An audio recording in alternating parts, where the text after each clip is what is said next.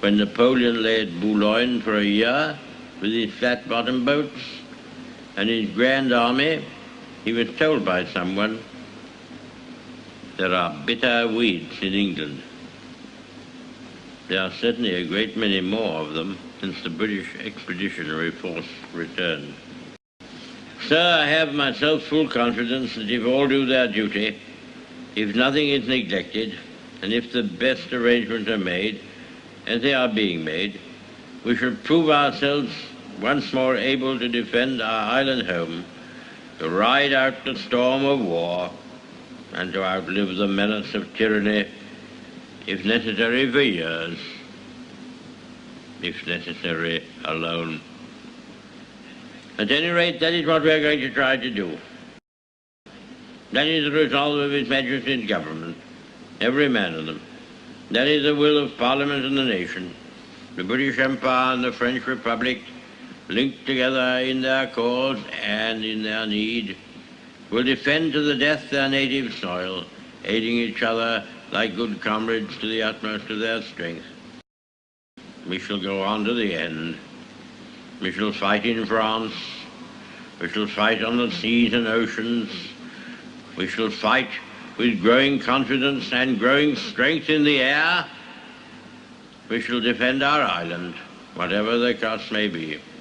We shall fight on the beaches. We shall fight on the landing grounds. We shall fight in the fields and in the streets. We shall fight in the hills. We shall never surrender. And if, which I do not for a moment believe, this island or a large part of it was subjugated and starving, then our empire beyond the seas, armed and guarded by the British fleet, would carry on the struggle until, in God's good time, the new world, with all its power and might, steps forth to the rescue and the liberation of the old.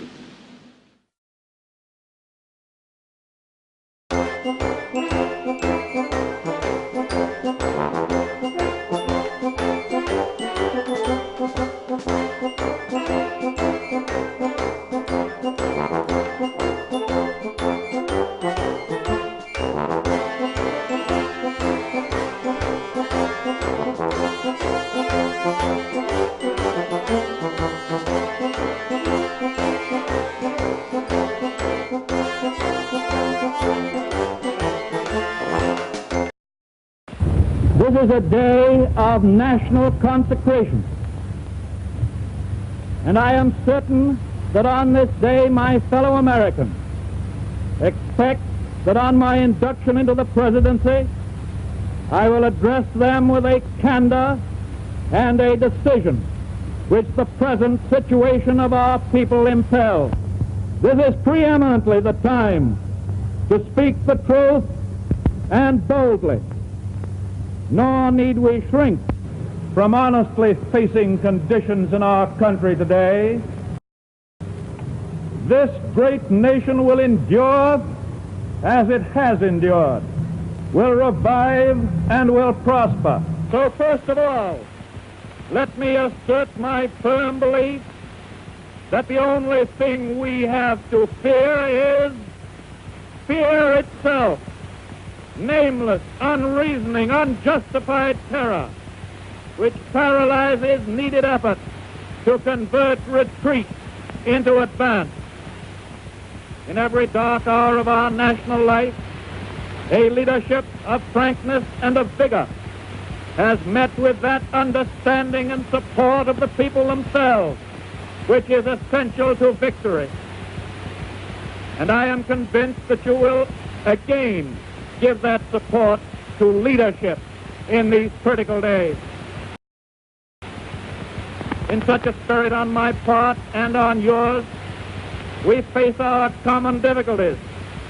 They concern, thank God, only material things. Values have shrunk to fantastic levels, taxes have risen, our ability to pay has fallen, government of all kinds is faced by serious curtailment of income, the means of exchange are frozen in the currents of trade, The withered leaves of industrial enterprise lie on every side. Farmers find no market for their produce, and the savings of many years in thousands of families are gone. More important, a host of unemployed citizens face the grim problem of existence, and an equally great number toil with little return. Only a foolish optimist can deny the dark realities of the moment. And yet our distress comes from no failure of substance. We are stricken by no plague of locusts. Compared with the perils which our forefathers conquered because they believed and were not afraid, we have still much to be thankful for. Nature still offers her bounty, and human efforts have multiplied it. Plenty is at our doorstep, but a generous use of it languishes in the very sight of the supply. Primarily, this is because the rulers of the exchange of mankind's goods have failed through their own stubbornness and their own incompetence, have admitted their failure and have abdicated.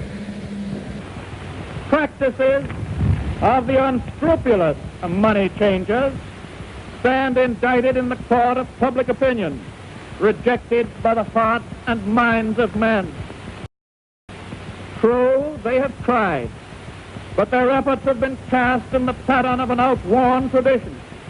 Faced by failure of credit, they have proposed only the lending of more money. Stripped of the lure of profit by which to induce our people to follow their false leadership, they have resorted to exhortation, pleading tearfully for restored confidence. They only know the rules of a generation of self-seekers. They have no vision, and when there is no vision, the people perish. Yes, the money changers have fled from their high seats in the temple of our civilization. We may now restore that temple to the ancient truth. The measure of that restoration lies in the extent to which we apply social values, more noble than mere monetary profit. Happiness lies not in the mere possession of money. It lies in the joy of achievement, in the thrill of creative effort. The joy, the moral stimulation of work no longer must be forgotten in the mad chase of evanescent profit. These dark days, my friends, will be worth all they cost us if they teach us that our true destiny is not to be ministered unto, but to minister to ourselves, to our fellow men. Recognition of that falsity of material wealth as the standard of success goes hand in hand with the abandonment of the false belief that public office and high political position are to be valued only by the standard of pride of place and personal profit. And there must be an end to a conduct in banking and in business which too often has given to a sacred trust the likeness of callous and selfish wrongdoing.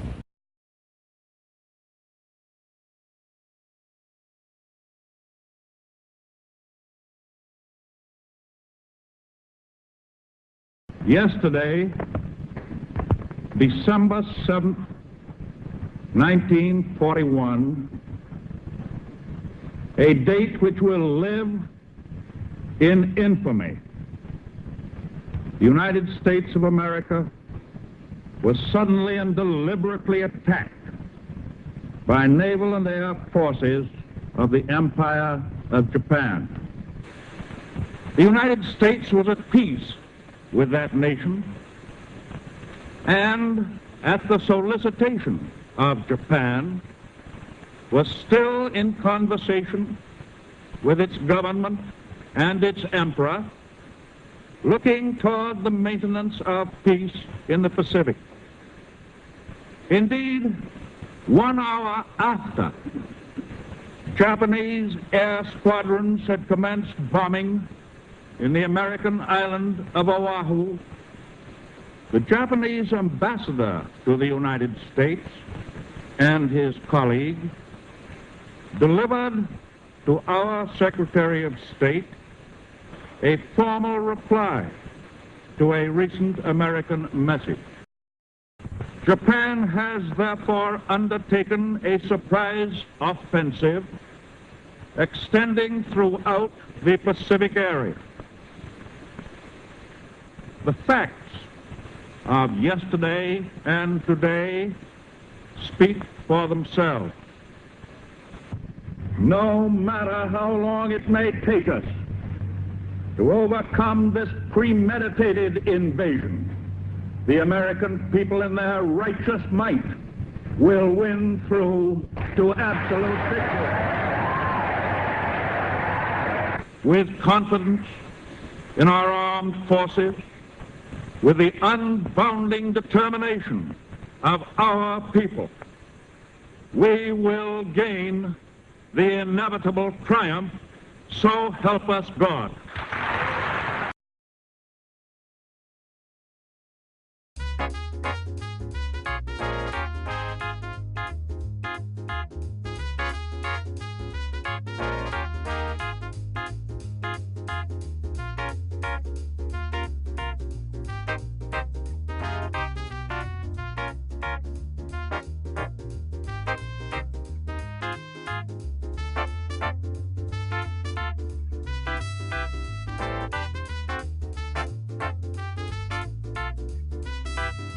I believe that Gandhi's views were the most enlightened of all the political men in our time. We should strive to do things in his spirit, not to use violence in fighting for our cause, but by non-participation in anything you believe is evil.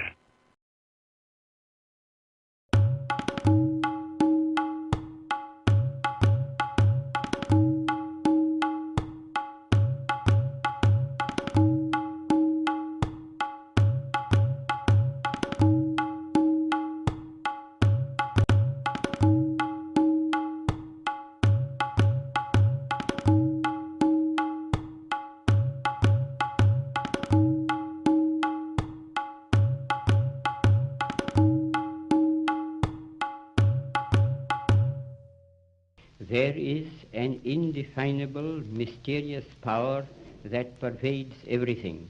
I feel it, though I do not see it.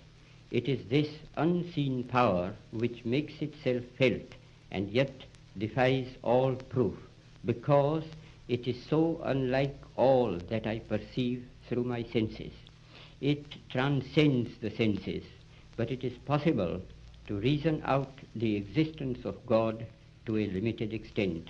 Even in ordinary affairs, we know that people do not know who rules or why and how he rules, and yet they know that there is a power that certainly rules. In my tour last year in Mysore, I met many poor villagers, and I found upon inquiry that they did not know who ruled Mysore. They simply said, some God ruled it. If the knowledge of these poor people was so limited about their ruler, I, who am infinitely lesser in respect to God than they to their ruler, need not be surprised if I do not realize the presence of God, the King of Kings. Nevertheless, I do feel, as the poor villagers felt about Mysore, that there is orderliness in the universe. There is an unalterable law governing everything and every being that exists or lives. It is not a blind law, for no blind law can govern the conduct of living beings. And thanks to the marvelous researches of Sir J.C. Bose, it can now be proved that even matter is life. That law, then, which governs all life is God. Law and the lawgiver are one. I may not deny the law or the lawgiver because I know so little about it or him. Just as my denial or ignorance of the existence of an earthly power will avail me nothing, even so my denial of God and his law will not liberate me from its operation. whereas humble and mute acceptance of divine authority makes life's journey easier, even as the acceptance of earthly rule makes life under it easier. I do dimly perceive that whilst everything around me is ever changing, ever dying, there is underlying all that change a living power that is changeless, that holds all together, that creates, dissolves, and recreates. That informing power or spirit is God, and since nothing else that I see merely through the senses can or will persist, He alone is. And is this power benevolent or malevolent? I see it as purely benevolent, for I can see that in the midst of death, life persists. In the midst of untruth, truth persists. In the midst of darkness, light persists.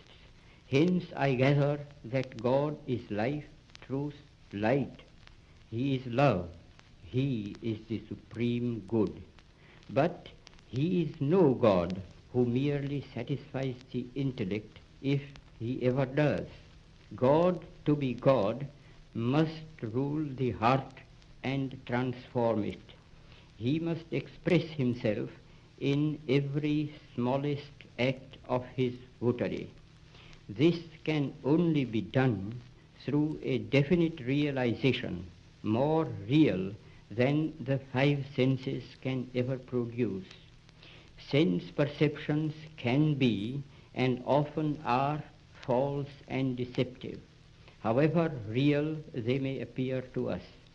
Where there is realization outside the senses, it is infallible. It is proved not by extraneous evidence, but in the transformed conduct and character of those who have felt the real presence of God within. Such testimony is to be found in the experiences of an unbroken line of prophets and sages in all countries and climes. To reject this evidence is to deny oneself. This realization is preceded by an immovable faith. He who would, in his own person, test the fact of God's presence can do so by a living faith. And since faith itself cannot be proved by extraneous evidence, the safest course is to believe in the moral government of the world, and therefore in the supremacy of the moral law, the law of truth and love. Exercise of faith will be the safest where there is a clear determination, summarily, to reject all that is contrary to truth and love. I confess that I have no argument to convince through reason. Faith transcends reason. All I can advise is not to attempt the impossible.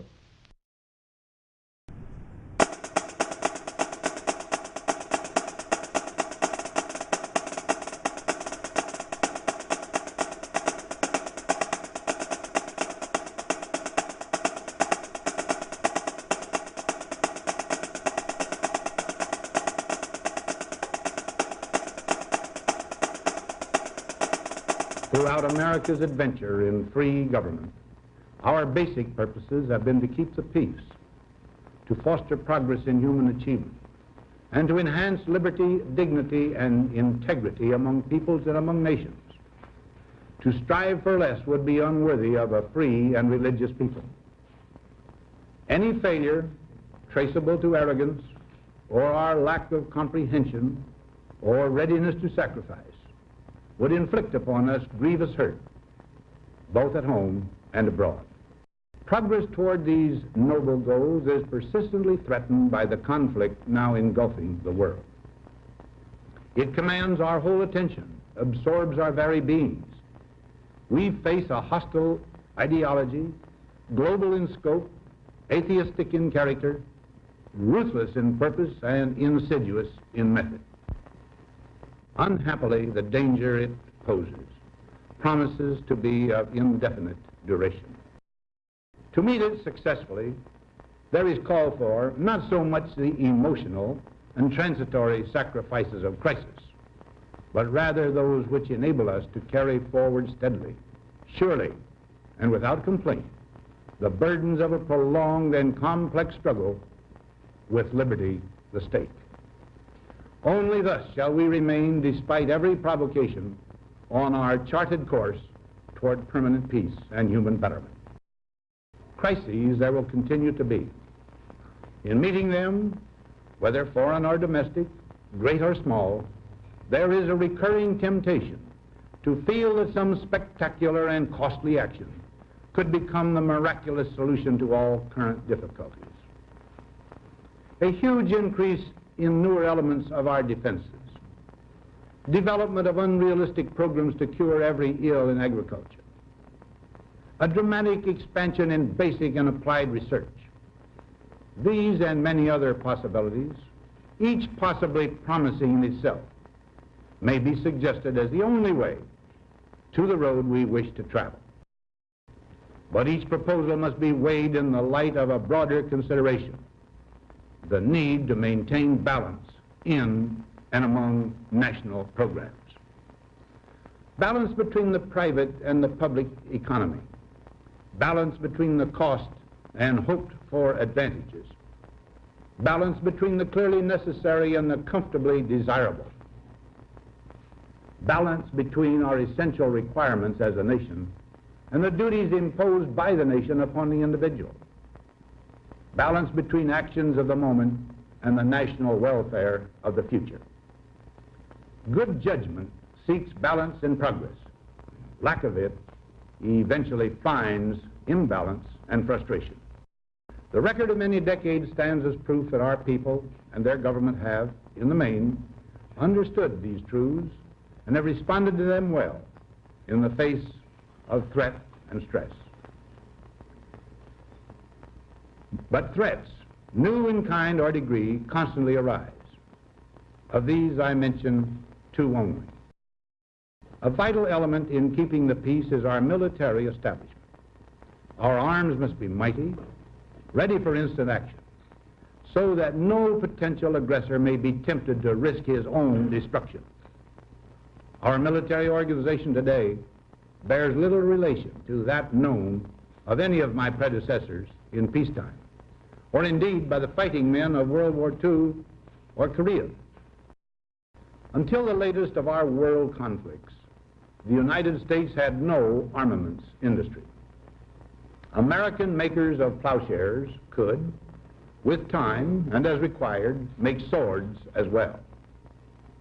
But we can no longer risk emergency improvisation of national defense. We have been compelled to create a permanent armaments industry of vast proportions. Added to this, 3.5 million men and women are directly engaged in the defense establishment.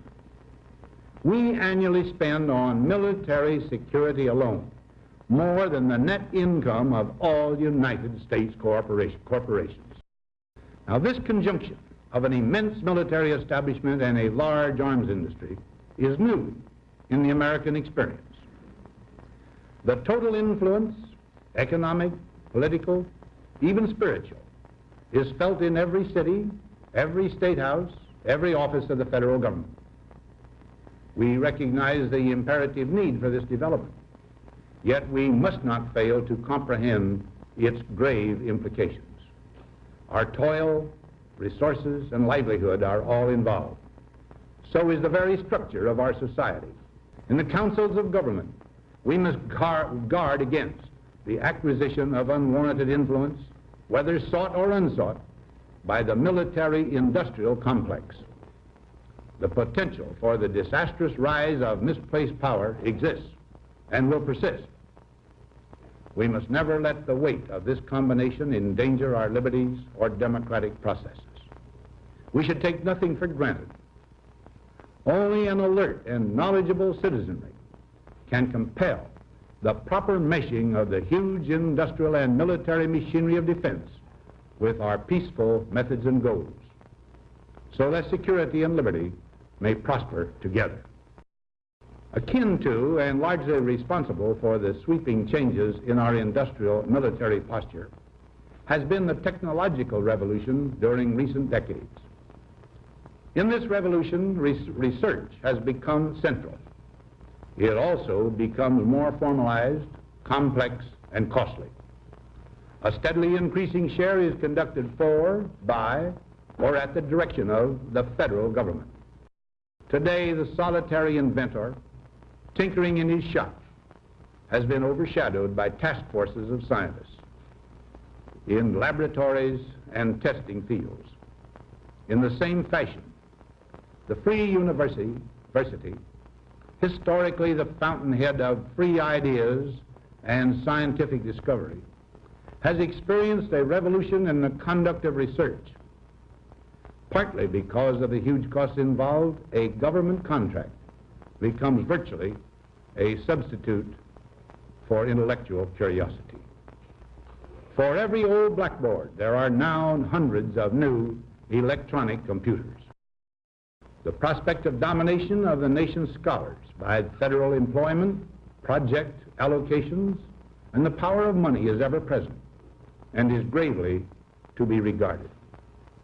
Yet in holding scientific research and discovery in respect, as we should, we must also be alert to the equal and opposite danger that public policy could itself become the captive of a scientific, technological elite.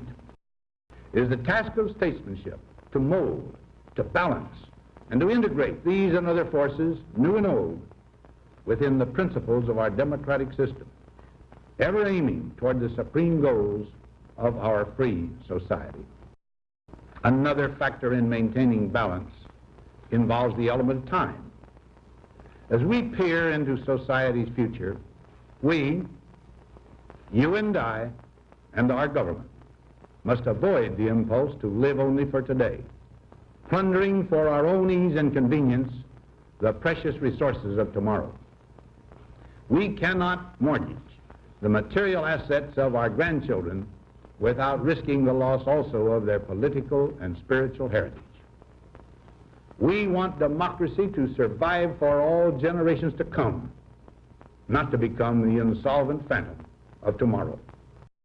During the long lane of the history yet to be written, America knows that this world of ours, ever growing smaller, must avoid becoming a community of dreadful fear and hate, and be instead a proud confederation of mutual trust and respect. Such a confederation must be one of equals. The weakest must come to the conference table with the same confidence as do we, protected as we are by our moral, economic, and military strength. That table, though scarred by many past frustrations, cannot be abandoned for the certainty agony of the battlefield. Disarmament with mutual honor and confidence is a continuing imperative. Together we must learn how to compose differences, not with arms, but with intellect and decent purpose. Because this need is so sharp and apparent, I confess that I lay down my official responsibilities in this field with a definite sense of disappointment. As one who has witnessed the horror and the lingering sadness of war, as one who knows that another war could utterly destroy this civilization which has been so slowly and painfully built over thousands of years, I wish I could say tonight that a lasting peace is in sight. Happily, I can say that war has been avoided. Steady progress toward our ultimate goal has been made, but so much remains to be done.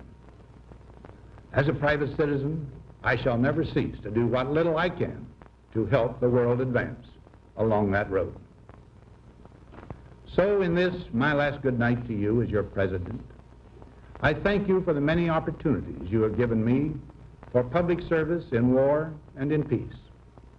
I trust in that service you find some things worthy.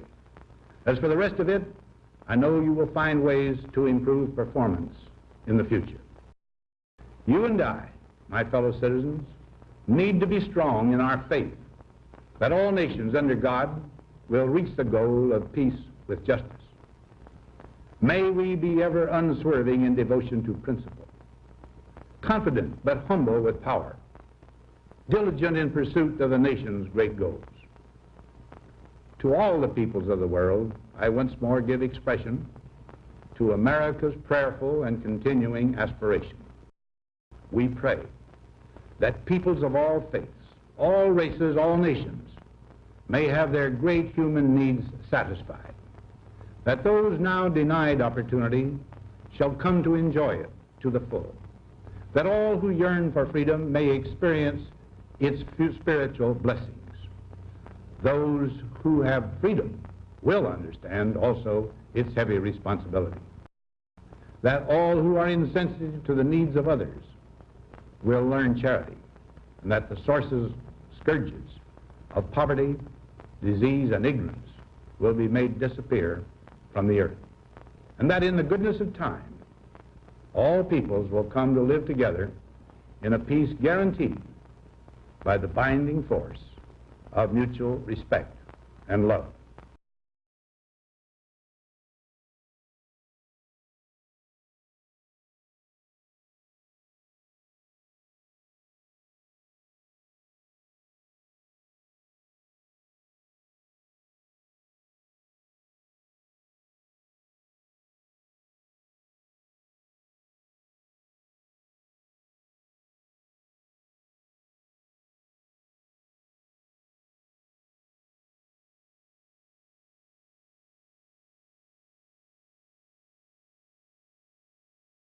I am delighted to be here, and I'm particularly delighted to be here on this occasion. We meet at a college noted for knowledge, in a city noted for progress, in a state noted for strength, and we stand in need of all three. For we meet in an hour of change and challenge, in a decade of hope and fear, in an age of both knowledge and ignorance. The greater our knowledge increases, the greater our ignorance unfolds. Despite the striking fact that most of the scientists that the world has ever known are alive and working today, despite the fact that this nation's own scientific manpower is doubling every 12 years in a rate of growth more than 3 times that of our population as a whole, despite that, the vast stretches of the unknown and the unanswered and the unfinished still far outstrip our collective comprehension. No man can fully grasp how far and how fast we have come. But condense, if you will, the 50,000 years of man's recorded history in a time span of but a half a century. Stated in these terms, we know very little about the first 40 years, except at the end of them, advanced man had learned to use the skins of animals to cover them. Then about 10 years ago, under this standard, man emerged from his caves to construct other kinds of shelter. Only 5 years ago, man learned to write and use a cart with wheels. Christianity began less than 2 years ago. The printing press came this year. And then less than 2 months ago, during this whole 50-year span of human history, the steam engine provided a new source of power. Newton explored the meaning of gravity. Last month, electric lights and telephones and automobiles and airplanes became available. Only last week did we develop penicillin and television and nuclear power. And now, if America's new spacecraft succeeds in reaching Venus, we will have literally reached the stars before midnight tonight. This is a breathtaking pace, and such a pace cannot help but create new ills as it dispels old. New ignorance, new problems, new dangers. Surely the opening vistas of space promise high costs and hardships, as well as high reward.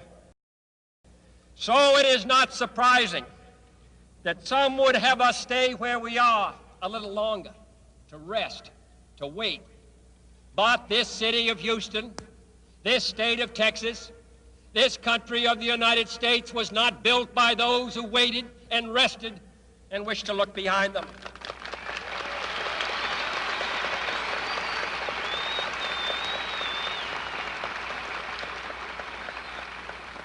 This country was conquered by those who move forward, and so will space.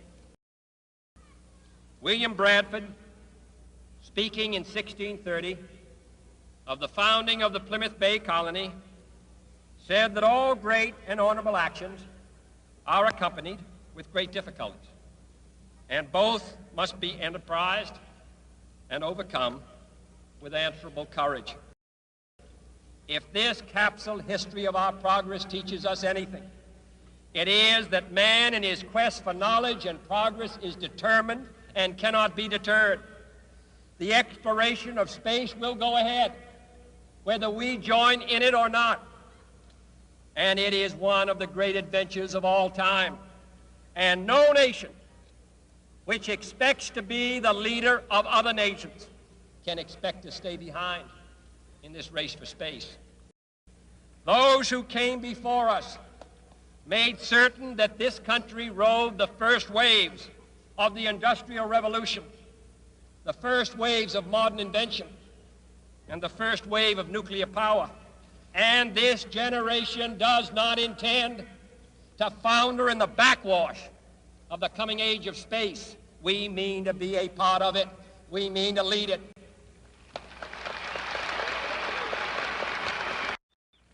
For the eyes of the world now look into space, to the moon, and to the planets beyond. And we have vowed that we shall not see it governed by a hostile flag of conquest, but by a banner of freedom and peace. We have vowed that we shall not see space filled with weapons of mass destruction, but with instruments of knowledge and understanding. Yet the vows of this nation can only be fulfilled if we in this nation are first, and therefore we intend to be first.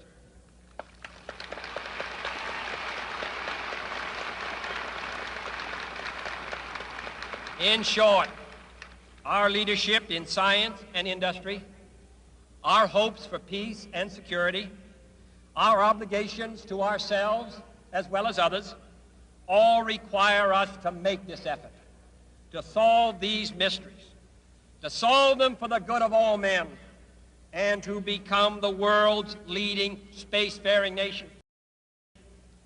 We set sail on this new sea because there is new knowledge to be gained and new rights to be won, and they must be won and used for the progress of all people.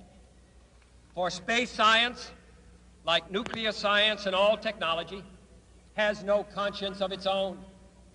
Whether it will become a force for good or ill depends on man.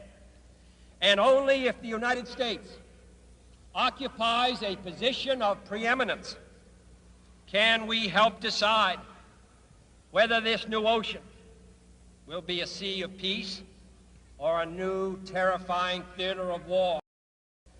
I do not say that we should or will go unprotected against the hostile misuse of space any more than we go unprotected against the hostile use of land or sea. But I do say that space can be explored and mastered without feeding the fires of war, without repeating the mistakes that man has made in extending his writ around this globe of ours. There is no strife, no prejudice, no national conflict in outer space as yet. Its hazards are hostile to us all. Its conquest deserves the best of all mankind, and its opportunity for peaceful cooperation may never come again.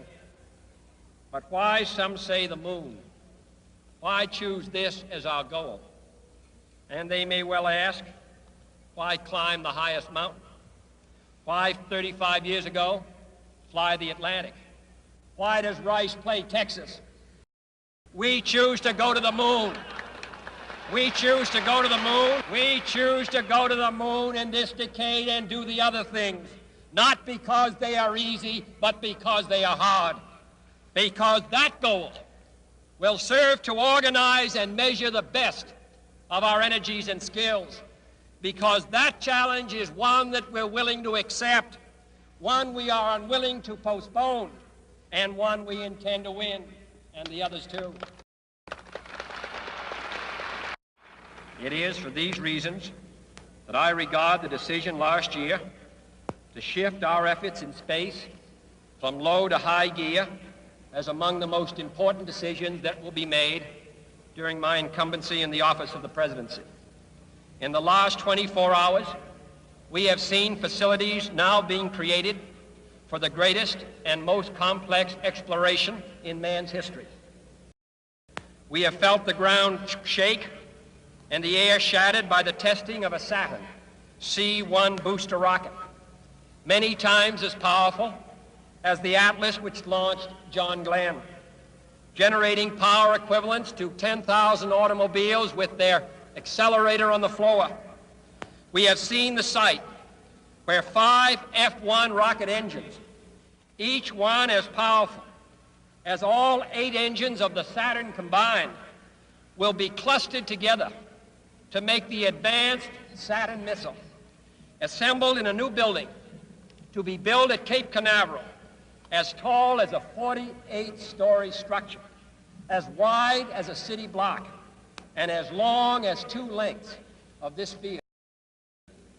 Within these last 19 months, at least 45 satellites have circled the Earth.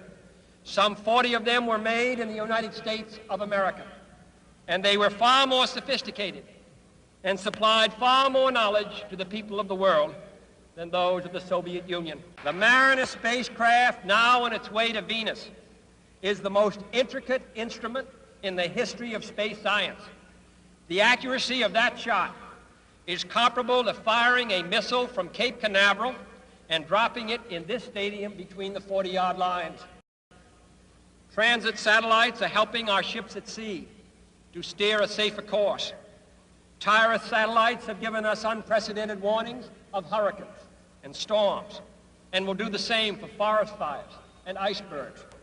We have had our failures, but so have others, even if they do not admit them, and they may be less public. To be sure, we are behind, and will be behind for some time in manned flight. But we do not intend to stay behind, and in this decade we shall make up and move ahead. The growth of our science and education will be enriched by new knowledge of our universe and environment, by new techniques of learning and mapping and observation, by new tools and computers for industry, medicine, and the home as well as the school. Technical institutions such as Rice will reap the harvest of these gains. And finally, the space effort itself, while still in its infancy, has already created a great number of new companies and tens and thousands of new jobs. Space and related industries are generating new demands in investment and skilled personnel, and this city and this state and this region will share greatly in this growth. What was once the furthest outpost on the old frontier of the West will be the furthest outpost on the new frontier of science and space. Houston,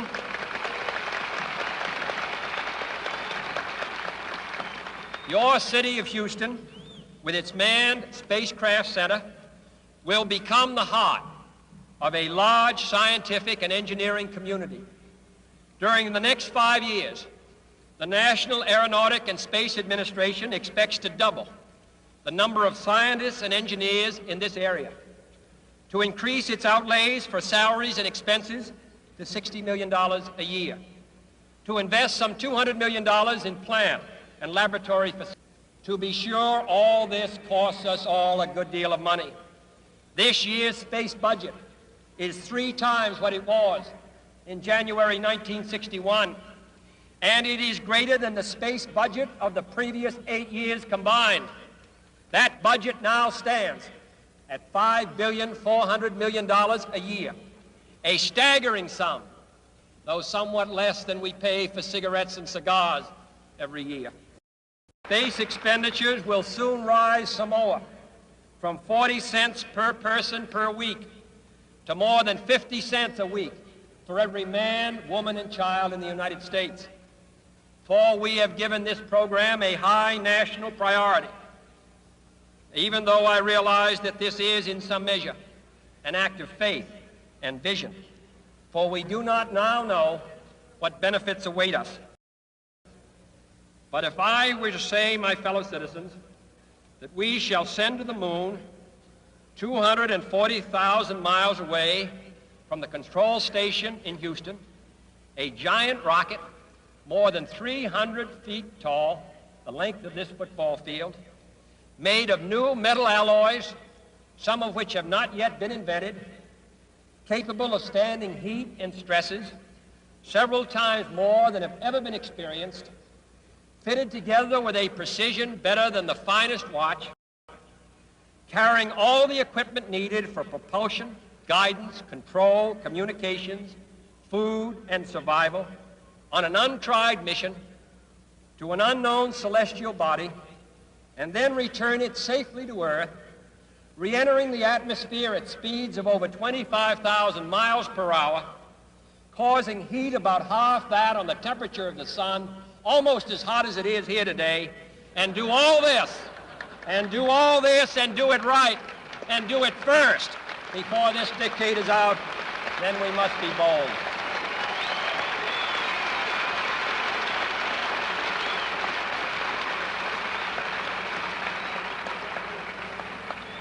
I'm the one who's doing all the work, so we just want you to stay cool for a minute. However, I think we're going to do it. And I think that we must pay what needs to be paid. I don't think we ought to waste any money, but I think we ought to do the job. And this will be done in the decade of the 60s.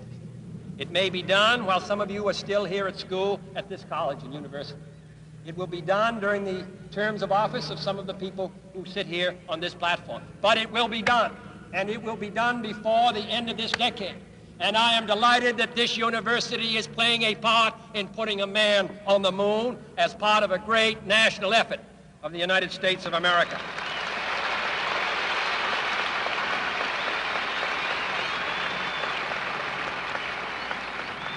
Many years ago, the great British explorer George Mallory, who was to die on Mount Everest, was asked why did he want to climb it. He said, because it is there. Well, space is there, and we're going to climb it. And the moon and the planets are there. And new hopes for knowledge and peace are there. And therefore, as we set sail, we ask God's blessing on the most hazardous and dangerous and greatest adventure on which man has ever embarked. Thank you.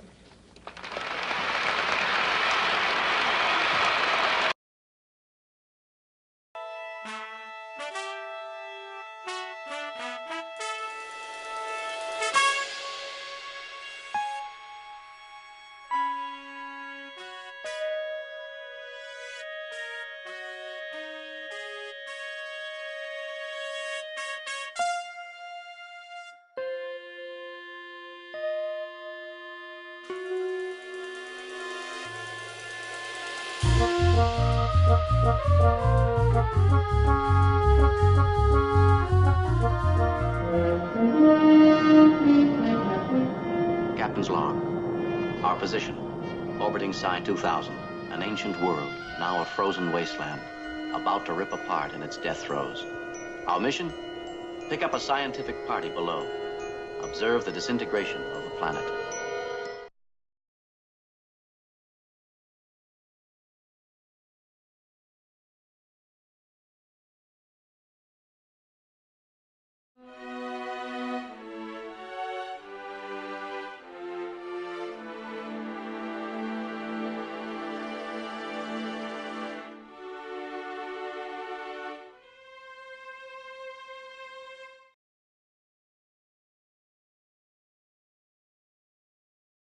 Just imagine if there were no countries.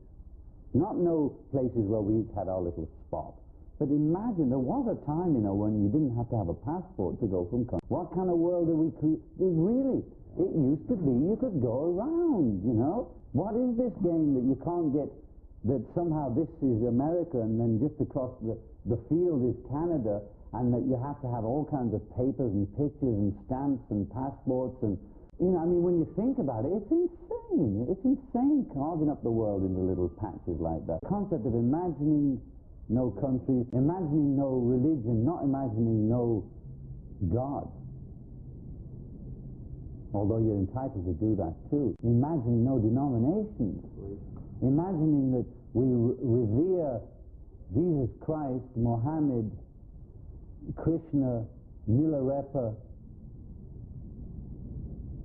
equally. We don't have to worship either one, that we don't have to, but imagine there's no Catholic Protestant, no Jew Christian.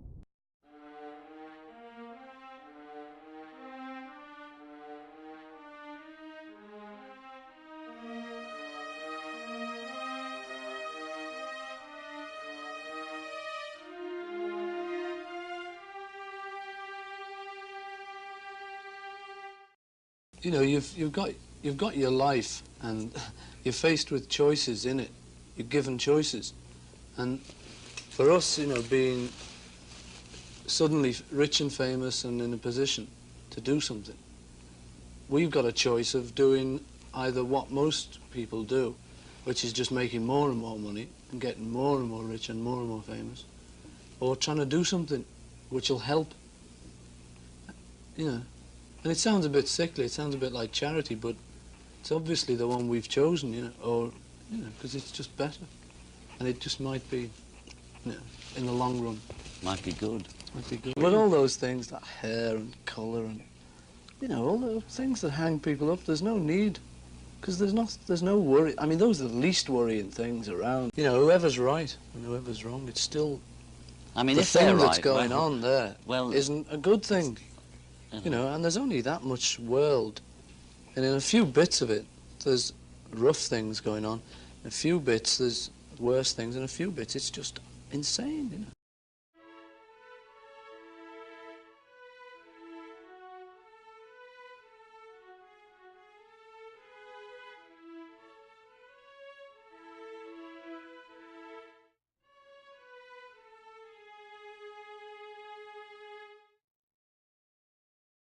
It may sound like a lofty thing to say, but basically, you know, what are we doing on this planet? I realized there was nothing actually that was giving me a buzz anymore.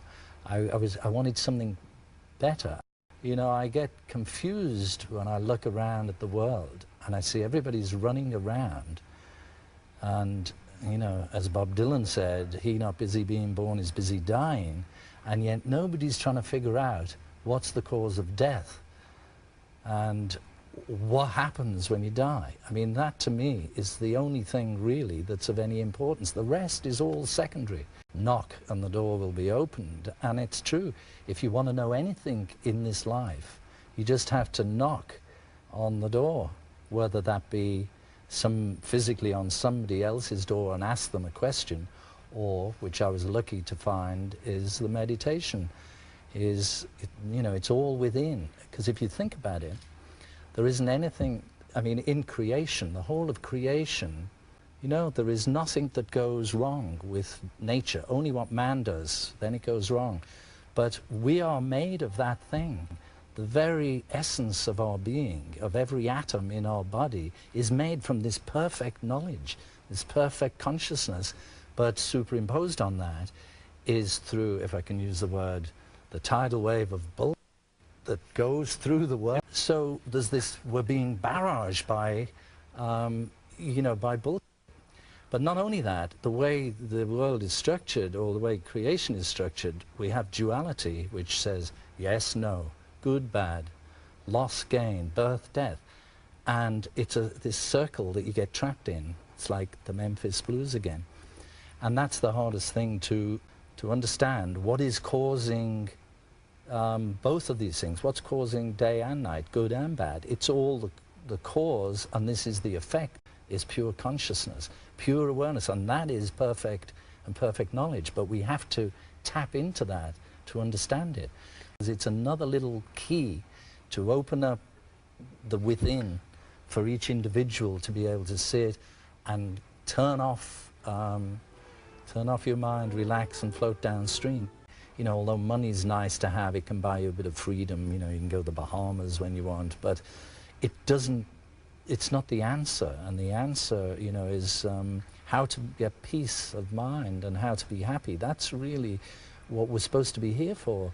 And the difficult thing is that we all go through our lives and through our days and we don't experience bliss. And, you know, it's a very subtle thing, and to experience that and to be able to know how to do that is something you don't just stumble across. You've got to search for it. No matter who you vote for, the government always gets in. As far as I was concerned, the left, the center, and the right, they're all really the same. They're all different shades of the same grayness. Really, you know, we get in government, or we get in any situation in life, we get the reflection of our own consciousness. We can't really complain about what we have, because that is us. It's a reflection of our own being.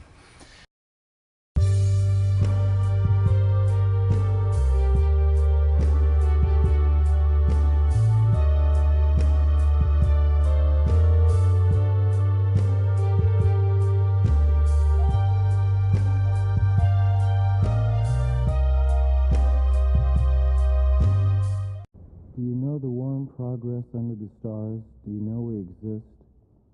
Have you forgotten the keys to the kingdom? Have you been born yet, and are you alive?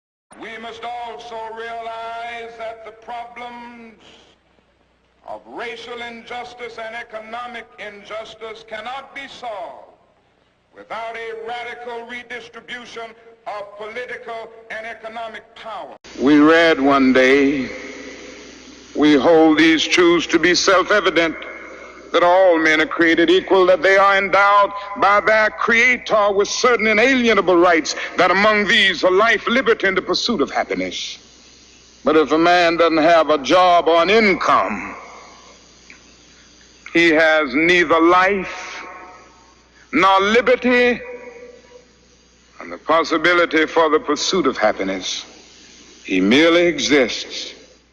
That we spend $322,000 for each enemy we kill in Vietnam, while we spend in the so-called war on poverty in America only about $53 for each person classified as poor. But you are reminding the nation that it is a crime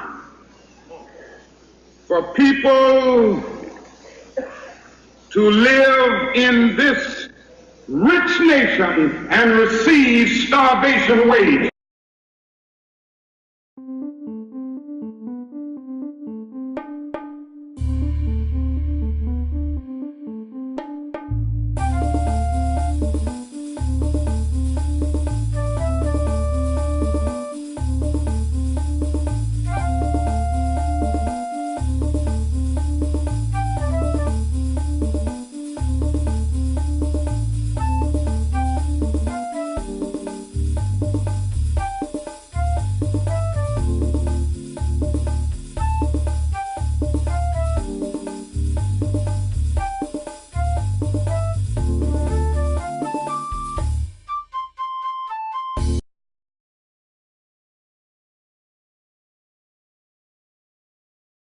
Talk about something very American and you may not accept it. My experience, voting doesn't really help the poor people. The people who really need help and are poor, they don't get help from their vote.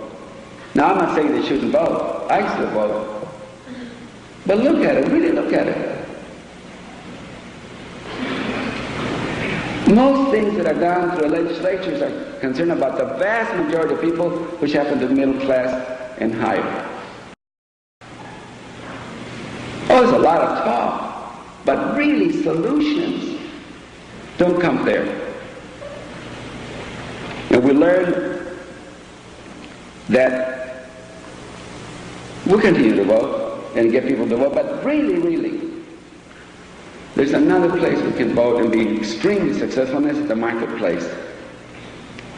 You see, one of the great issues in our country is that the American public, you and I included, we want things fast. We want things to happen without too much work. That's why instant coffee is so popular. And it doesn't work that way. In real life, it doesn't work that way. Meaningful change takes a lot of struggle, a lot of time, a lot of dedication. That's what happens.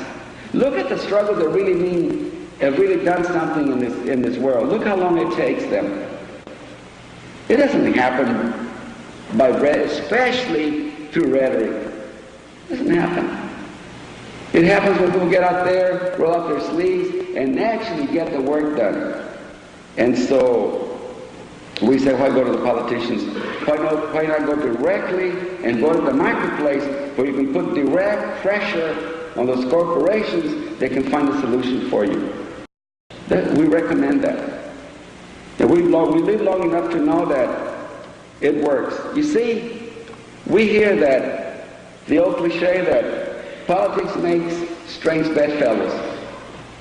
Boycotts make stranger bedfellows still. Because we live in a very capitalistic society, because of that, the boycotts are even better to work. It's easier to work here.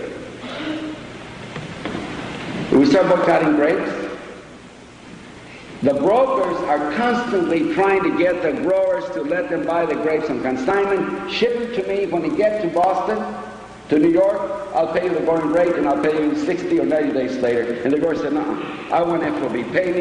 If I ship you a car lot, pay me right now. And that argument is going all the time. The brokers don't really want us. They don't like us.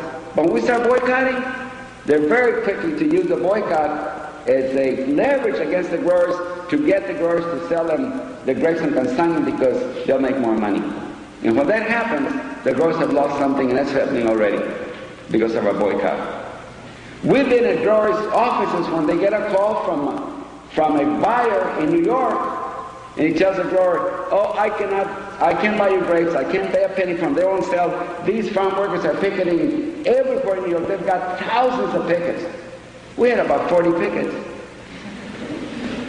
to tell the grower, we can't buy the grapes. That's how it works. But at the other end, the supermarkets want to get the grapes as cheap as they can to sell them. The brokers do too. And we don't mind at that point that they get them as cheap as they can because they'll help us. And you see also the consumers buy fruits in this order. Bananas first, apples second, oranges third, and grapes fourth. And they're all interrelated. Look at what happens when the price of grapes go down because of the boycott. Bananas and apples and oranges also come down because they don't want to lose the customers. And so the grower, after the boycott starts and the grower begins to lower, the grocery store lowers the price of grapes because they're getting grapes cheaper as a lead. It doesn't last long because then the bananas come and the grapes and the oranges and the apples, they also want their prices down because they don't want to lose the customers to cheap grapes. And it works. It's not a very scientific fact. This is how things work. And so we can learn a lot from Dr. King and from Gandhi. You know, when the bus boycott, there was no way in the world that those blacks could have ever wanted politically. They couldn't. Politically, they didn't have any power. And they came up with the idea of the boycott. And the boycott began to work. Boycott has tremendous, tremendous leverage.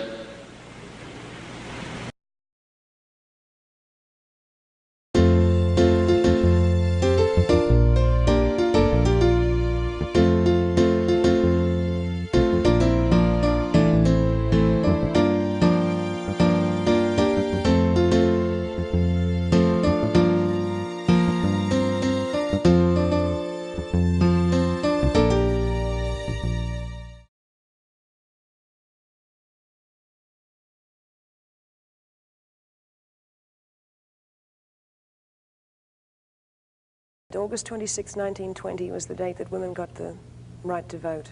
I know this because of my involvement in the women's movement, you know, and it's interesting to go back and read what was going on at the time in relation to the arguments that they give about women's rights now. One of the arguments against women giving the vote was that it would split up the family. That, you know, if a woman votes differently from her husband, then it's going to cause a breakup of the marriage, and if she votes the same as her husband, well, he's already representing her at the polls. So therefore there was no need to give her a vote. So you can see how ridiculous that argument is. And I feel the same way about some of the arguments they give today about the Equal Rights Amendment. But if we should be talking about human qualities, would it be wrong to describe a man as being tender? I think a tender man would be wonderful. And I think that strength and tenderness are not opposites. I think both qualities can coexist side by side in the one human being, and I think that those are two qualities that every human, regardless of sex, should be striving for. You know, we're not going back to horse and carriage days. It just isn't going to happen. I can't even imagine what a fully liberated woman would be like. That's such a foreign concept. I mean, in the present world that we have now, it's just impossible to think about it. It's a long way off. When we have total equality with all segments of society. Well, there's a lot of things. Probably the basic underlying thing is just a general change of attitude toward women in general, and on the part of women themselves. But there are a lot of concrete issues which are very important to women, and different women have different issues which directly relate to their lives, but equal pay for equal work, child care, all these kind of things I think are very important. When is a person liberated? When they are no longer discriminated against by the society.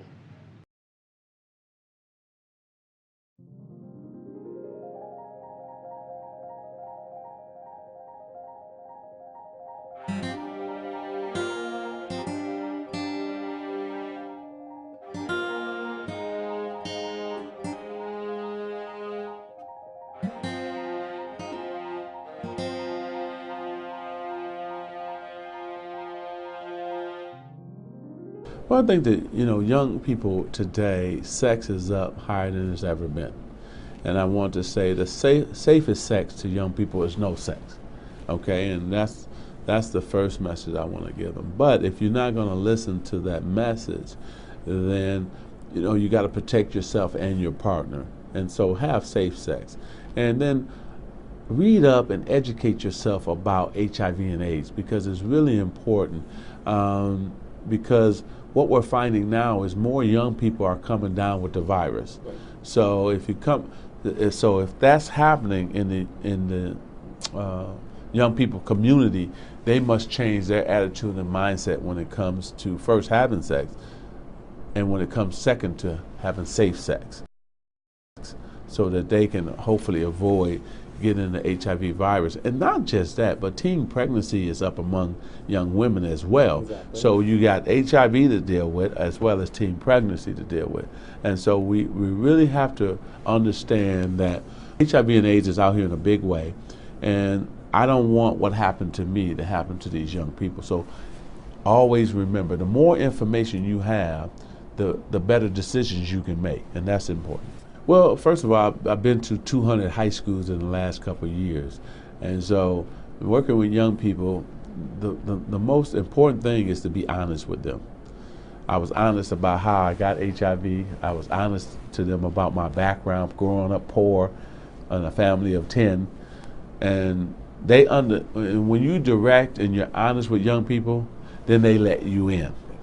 And so I told them how I grew up, wearing the $1.99 special tennis shoes, and all my friends were wearing the name brand, but I was still beating them in basketball. Because a lot of times what young people think is what they have on what make them, and it's not true. The person who you are, what makes you. And so if you have a positive attitude, people will attract to you. If you're smiling and you're friendly, people will attract to you. And so it's not what you have on. So a lot of times they get caught into that peer pressure. And then a lot of times peer pressure is what makes usually young women have sex. See, because a lot of them go up saying, hey, okay, I'm not doing it, I'm not doing it. But they hear Sally is doing it, and so-and-so is doing it, and so-and-so is doing it. And then they say, oh, wow, I'm not in the in crowd because I'm not doing it. And so that's what then drives them to it. And so that's not true either. You're in the in crowd because you're you, not because you're having sex with somebody. So these are the type of things I want them to understand, is that, first of all, educate yourself, get the best education, because the quality education will get you the quality job and career that you want. And then you can do anything in life with a good education. And also make sure you dream a lot, because I'm a big believer in, if you don't dream it, you can't become it. I was dreaming that I was going to play in the NBA as a child. I was dreaming that I was going to be a businessman. And look what happened. God blessed me with both of them. Culturally, there's a difference everywhere. In Europe, it's open. They talk about it.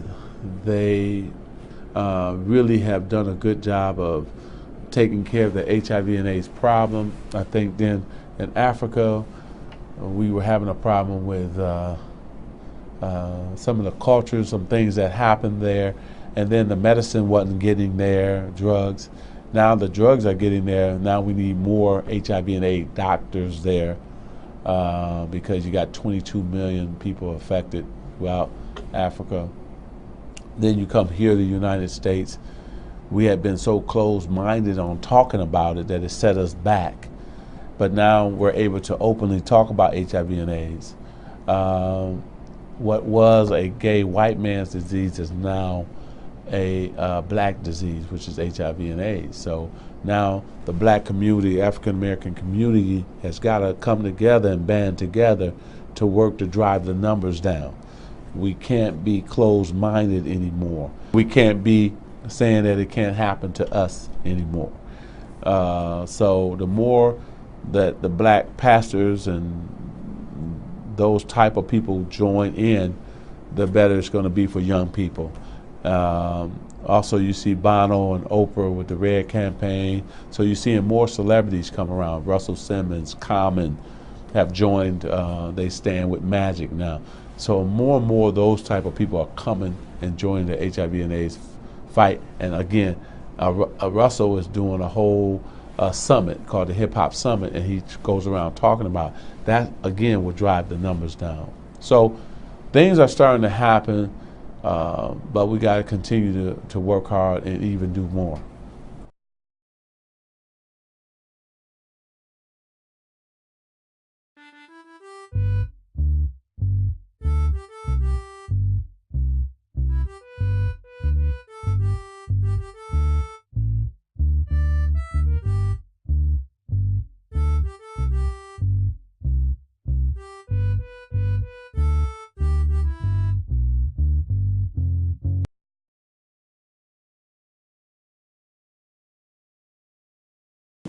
I have known, of course, that I have AIDS since September 1988 and lived a relatively free life with very few opportunistic infections until just recently. I have done quite a bit of reading and research on the subject, and most of you know that last summer I formed the Arthur Ashe Foundation for the Defeat of AIDS to raise money for AIDS-related projects and also to raise public awareness and help educate the public about this pandemic. I also talked to some high school students, especially those in, I guess, what we call inner city neighborhoods, who are very, very cynical to begin with. They usually don't believe much of what they hear from anyone. The system has never worked for them, and they are loath to accept anything that they hear on face value. And when you are 16, 17, 18 years old and your hormones are raging, and it is a status symbol for you to claim as many sexual conquests as possible, along with being able to memorize the latest rap record, well then they are ripe for heterosexual transmission of the virus that causes AIDS. We've also learned that just providing them with the information is not nearly enough. That is, it is not enough that one of these kids, a boy or a girl, would sit down and correctly answer every question on some AIDS test. That is not what really matters in the final result. What really matters is that when the appropriate time arrives, they will do the appropriate thing and either abstain or use condoms. If you were to walk into a typical urban high school with 10th or 11th graders and talk about abstinence or safe sex as the only avenues open, in particular abstinence, they're going to laugh at you. Not only laugh at you, won't even listen to you anymore. We have to be practical and reasonable. American teenagers are having sex more often than ever before. And that being the case, if we want to contain the spread of AIDS as much as possible, we have to realize that some way, some consensus-driven way must be arrived at whereby we make it possible for them to contain the spread of what may be AIDS passing back and forth among them. My own personal experience of living with this situation for now 4.5 years, even finding some solace in the fact that based on expectations back in September of '88, when I found out I had AIDS, that I am a long-term survivor. Most people don't even get this far. I'm now quite familiar with many of the problems, medical and otherwise, that AIDS patients have to go through. There is still a tremendous amount of work to be done with the public to assure them that ordinary contact with people like myself poses absolutely no danger to them. I can sneeze in their presence, I can cough in their presence, we can drink out of the same glass, we can use the same knife, fork, or spoon, we can kiss, and you're not going to transmit the virus. You cannot get this virus. No need to worry about that, because there is still a lot of common public misconceptions about modes of transmission out there. Lastly, AIDS patients are not to be pitied. None of us want pity. We do want compassion. We do want understanding. Life is going to be difficult enough as it is without people engaging in acts of violence against us. And I saw about a month ago, just after Thanksgiving, a New York Times report that about 1/3 of people who were publicly declared to be HIV positive have had to undergo some physical violence against them.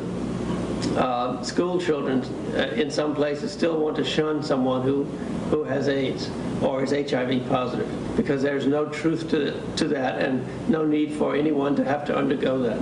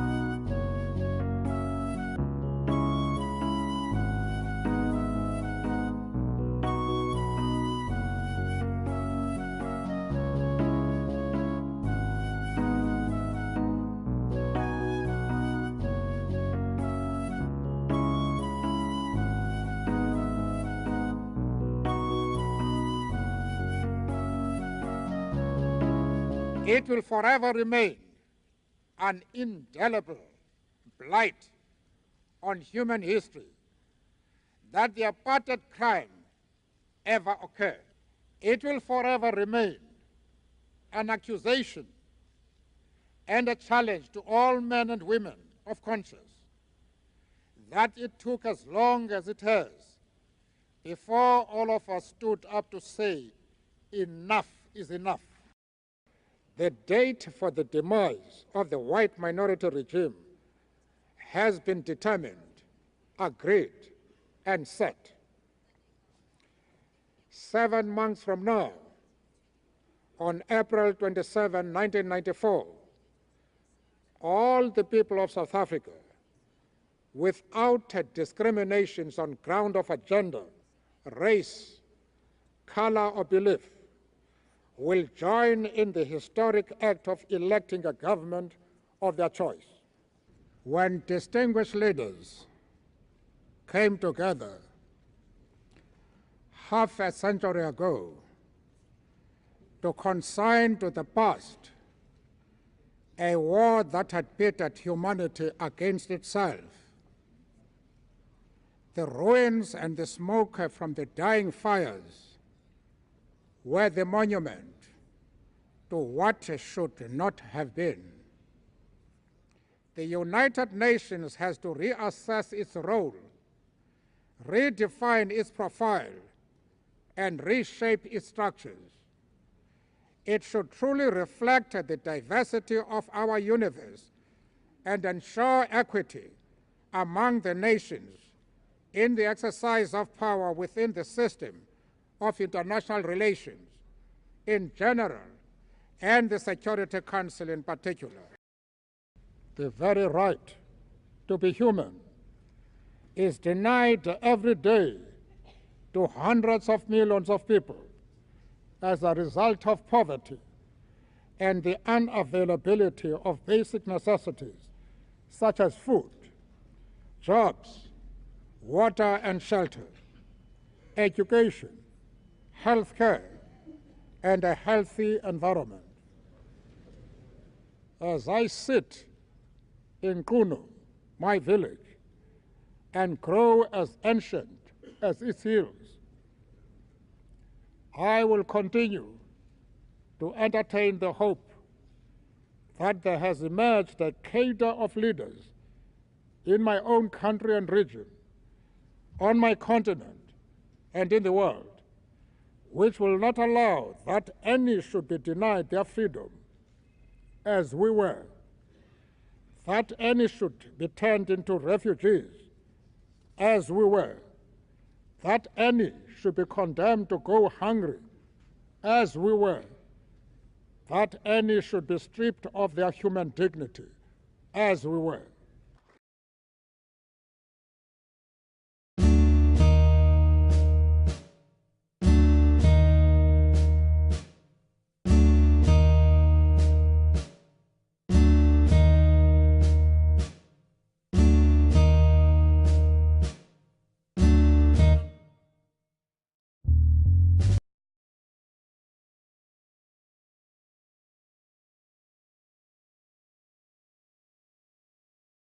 When you have this kind of moment, we're not on calendar time tonight. This is a time of the Spirit, because this is consecrated time in the struggle of so many people trying to keep alive a tradition. Not just against mass incarceration, not just about new Jim Crow, but to cast a light on the new form that the legacy of white supremacy takes in our time, so we're willing to talk openly, candidly, critically, and lovingly about a people who have been traumatized and terrorized and stigmatized for over 400 years.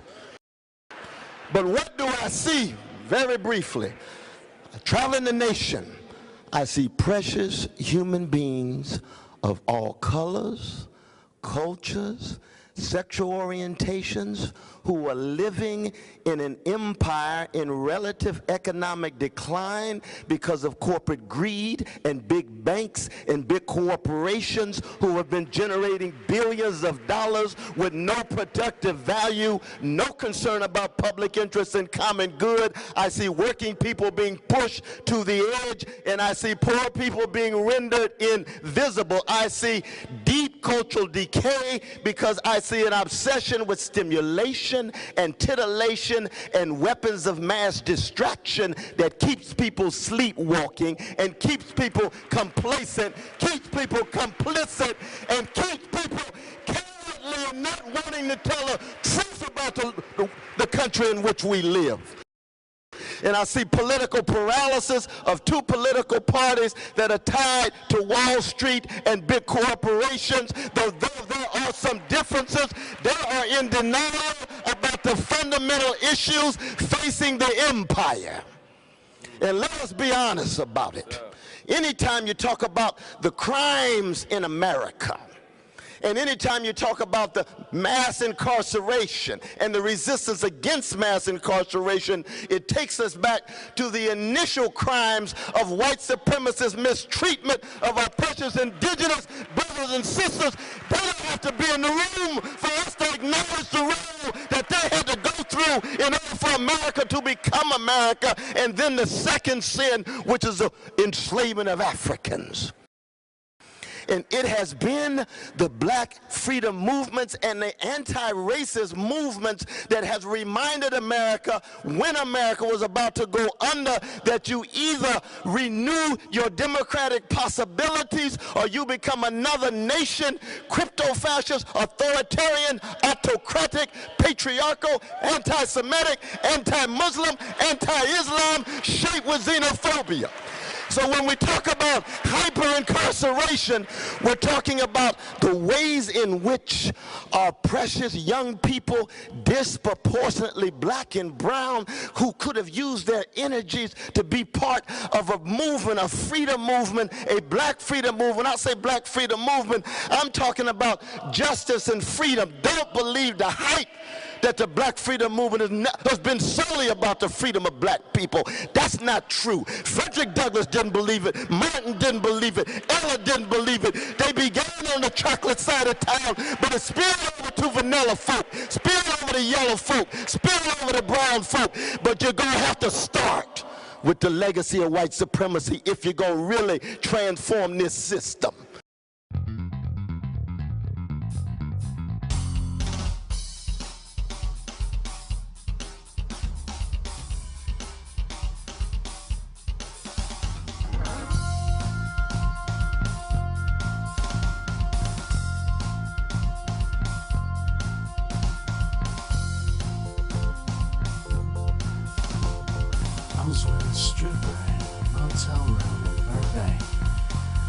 Too expensive for a hole in the wall, if you ask me. I had her at a canine while pulling her hair. She said, "I was just saying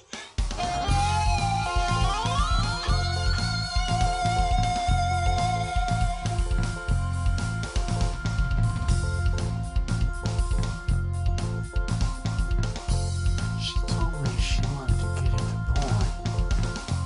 And I told her that I knew some of those guys.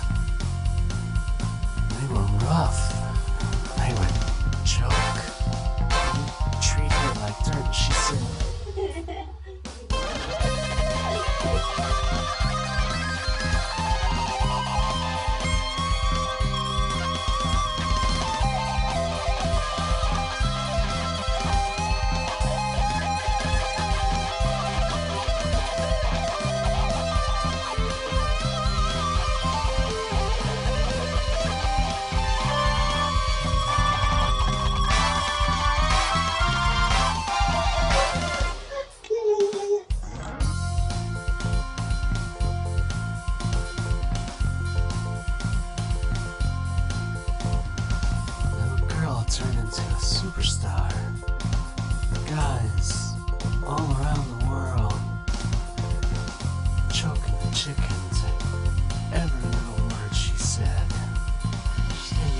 take off a strange clothing.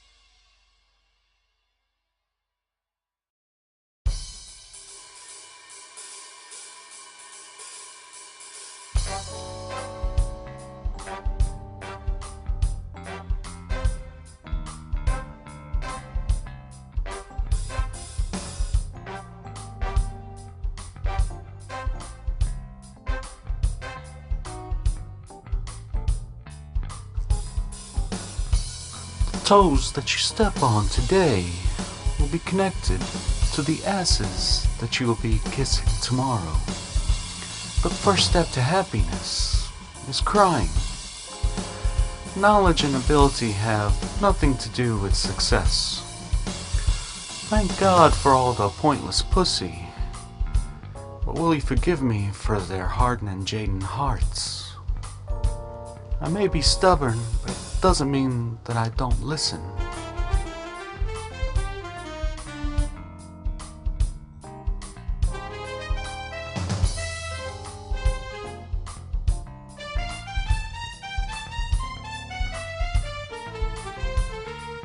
The principle of favorability with a capricious lady, that's life.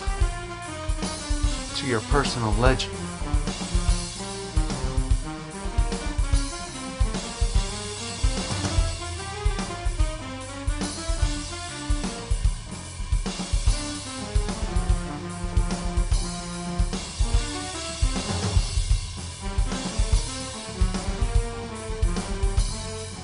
Piece of shit trying to be free, just like me, in a country that used to be.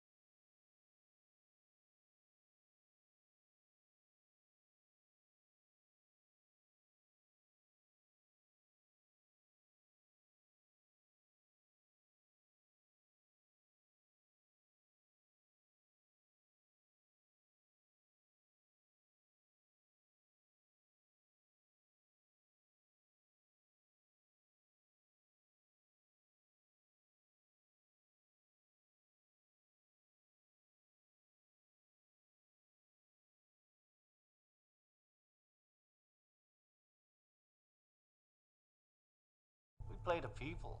That's what we did. We didn't play to like those people or that people. You know what I mean? We just played to people.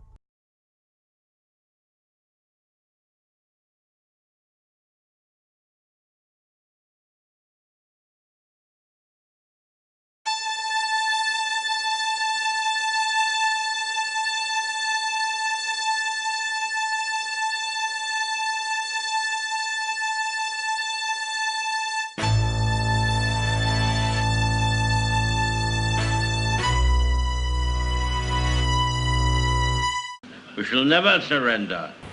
That the only thing we have to fear is fear itself. Guard against the acquisition of unwarranted influence, whether sought or unsought, by the military-industrial complex. The potential for the disastrous rise of misplaced power exists. You know, I mean, when you think about it, it's insane. It's insane carving up the world into little patches like that. The concept of imagining no countries. Do you know the warm progress under the stars? Do you know we exist? Have you forgotten the keys to the kingdom? Have you been born yet, and are you alive?